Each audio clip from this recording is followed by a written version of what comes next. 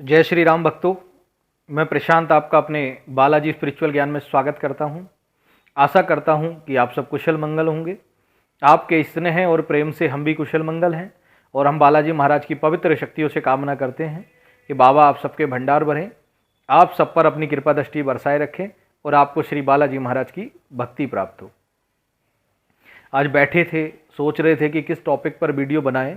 तो आज का जो हमारा विषय रहेगा कि हम बहुत पूजा पाठ करते हैं, हनुमान चालीसा का पाठ करते हैं, बजरंग बाण का पाठ करते हैं, अनेक प्रकार के कवच करते हैं, पंचमुखी हनुमान कवच, एक मुखी हनुमान कवच, 11 मुखी हनुमान कवच, और भी बड़वानल स्त्रोत्र करते हैं, या और भी कोई पाठ करते हैं, राम रक्षा स्त्रोत्र करते हैं, या किसी भी प्रकार का कोई भी कवच अगर हम कर रहे हैं तो उसका प्रभाव हमें क्यों नहीं मिल रहा, उस पूजा का फल हमें क्यों नहीं मिल रहा, और हमारी जो पूजा है उसका पूर्ण फल हमें क्यों प्राप्त नहीं होता।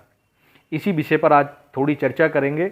जो हमारी गुरुजनों से और आध्यात्मिक लोगों से बात हुई, जब इस विषय पे हमारी चर्चा हुई तो जो उनका व्यक्तिगत निर्णय हमें, जो उनका विचार हमें पता चले, वही विचार हम अब आपको बता रहे हैं। और जो हमारे व्यक्तिगत विचार हैं वो भी इस वीडियो के माध्यम से हम आपके सामने रख रहे हैं। चलिए आज का वीडियो शुरू कर लेते हैं।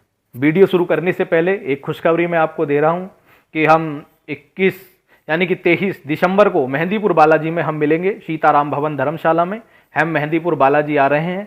23 तारीख से लेकर 30 तारीख तक हम मेहंदीपुर बालाजी में सीताराम भवन धर्मशाला में आप लोगों को मिलेंगे। तो जिन व्यक्तियों को हमारी पुरानी वीडियो नहीं मिली हो तो वो जाकर लिंक पे देख लेना और यूट्यूब चैनल पे जाकर देख लेना। हमने इसमें पूर्ण डिटेल दी हुई है कि किस प्रकार हम क्या मिलेंगे। हमारे दरबार की दक्षिणा 1100 रुपये रहेगी। हॉल का किराया 50 रुपये प्रति व्यक्ति प्रतिदिन का अनिवार्य रहेगा। जो घर पर आपने दरखास्तें लगाई हैं, अर्जी लगाई हैं, वो लाकर हमारे पास जमा कराएंगे, जिससे हम उन्हें स्वीकार कराकर बालाजी मंदिर में दे सकें। तो जो भी व्यक्ति हमसे मिलना चाहते हैं वो 23 दिसंबर को मेहंदीपुर बालाजी आ जाएं। सीताराम भवन धर्मशाला में हम मिलेंगे और 30 तारीख तक वहीं पर दरबार चलेगा। कम से कम 3-4 दिन का समय लेकर अवश्य आएँ। देखिए, जब भी हम किसी पूजा पाठ को करते हैं तो उस पूजा पाठ के पीछे हमारा एक उद्देश्य होता है, यानी कि संकट कटवाने का उद्देश्य हो, या ऋण संबंधी उद्देश्य हो, विवाह, शादी, या कोई मनोकामना से रिलेटेड कोई उद्देश्य हो। किसी उद्देश्य को लेकर ही हम पूजा पाठ करते हैं और उस उद्देश्य की पूर्ति हेतु हम पूजा पाठ करने लग जाते हैं। पहली गलती तो हमारी ये होती है कि हमें नित्य प्रतिदिन पूजा में उस दिन का संकल्प हमें लेना चाहिए। यानी कि नित्य प्रतिदिन जब भी पूजा करो एक संकल्प के साथ ही पूजा होनी चाहिए।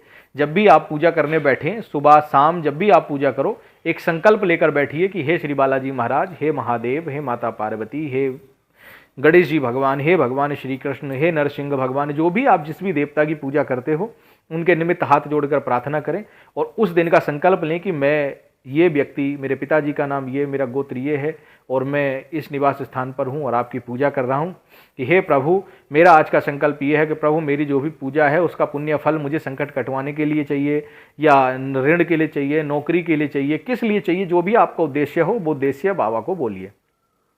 तदुपरांत आप पूजा करिए। उस पूजा का किया हुआ फल आपको प्राप्त होगा, यानी कि वो पूजा फिर उस संकल्प के निमित्त कार्य करेगी। हम क्या करते हैं, हम डायरेक्ट पूजा करने बैठ जाते हैं तो हमारे अनेक बिगड़े हुए कार्य होते हैं, संकट भी होता है, घर की समस्याएं भी हो गई, बीमारी भी हो गई, तो फिर वो संकल्प इकट्ठा नहीं हो पाता, तो फिर वो पूजा बंद जाती है और फिर वो पूजा चुर जाती है। यानी कि चुरने का मतलब हो गया, अगर आपके पीछे कोई निगेटिव एनर्जी है तो वो पूजा को खा जाएगा। लेकिन अगर आपकी पूजा एक संकल्प द्वारा बंधी हुई है, संकल्प शक्ति से अगर आपने अपनी पूजा को बांध लिया तो फिर वो पूजा उसी जगह काम करेगी जहां पर आपने जिस कार्य के लिए संकल्प लिया है। इसलिए बड़े बड़े साधक होते हैं, जो महात्मा होते हैं, जो तपस्वी होते हैं, वो संकल्प शक्ति द्वारा संकल्प धारण करके ही पूजा करते हैं। इसलिए जब भी पूजा करो सुबह शाम की, तो पहला संकल्प लेना ना भूलें। दूसरा कारण हम मान लीजिए कोई भी पाठ करते हैं तो उस पाठ का जो ऋषि है, उस पाठ का जो मंत्र है, उस पाठ का जो बीज है, उस पाठ का जो मूल है, उसको पहले हमें जान लेना चाहिए। जैसे उदाहरण के तौर पर हम बता देते हैं, अगर हम राम रक्षा स्तोत्र का पाठ कर रहे हैं तो राम रक्षा स्तोत्र के जो ऋषि हैं वो बुद्ध कौशिक ऋषि हैं। तो पहले हमें उन ऋषि को प्रणाम करना चाहिए, क्योंकि अगर हमें राम रक्षा स्तोत्र मिला है तो बुद्ध कौशिक ऋषि के द्वारा ही मिला है, उन्होंने उसको लिखा है। तो पहला प्रणाम उनको। दूसरा प्रणाम उसकी जो शक्ति है उसको प्रणाम करना चाहिए।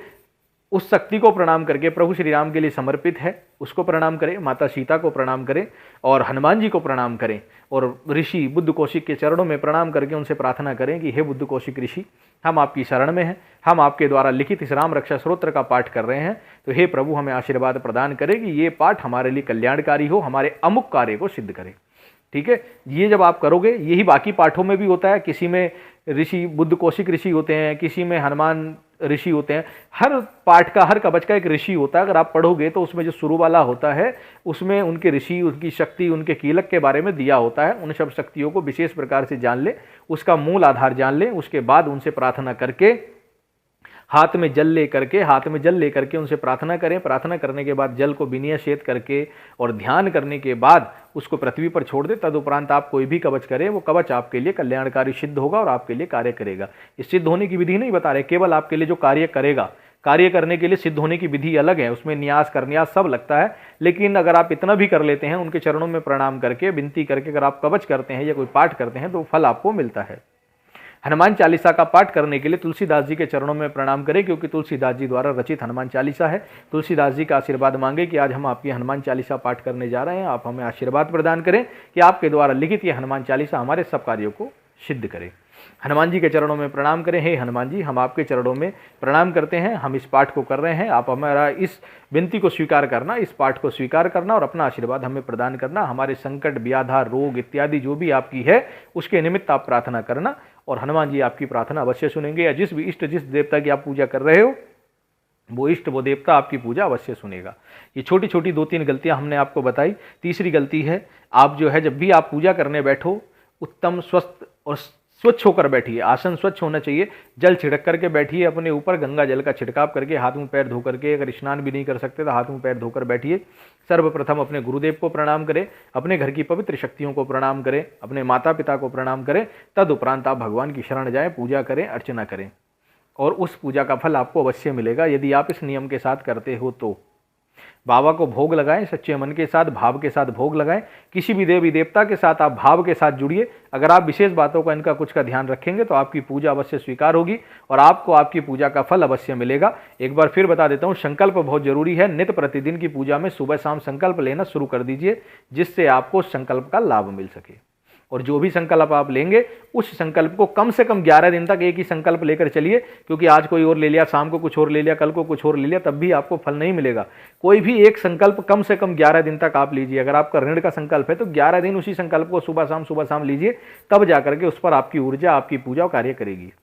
उम्मीद करता हूं मेरी दी हुई जानकारी आपको अच्छी लगी होगी, और मेरी दी हुई जानकारी आपको अच्छी लगी हो तो मेरे चैनल को सब्सक्राइब करना, पास आए बेल आइकन को दबा देना, जिससे आने वाली वीडियो, आने वाले अपडेट आपको मिलते रहें। चलिए, जय श्री राम, जय महाकाल, जय श्री बालाजी महाराज।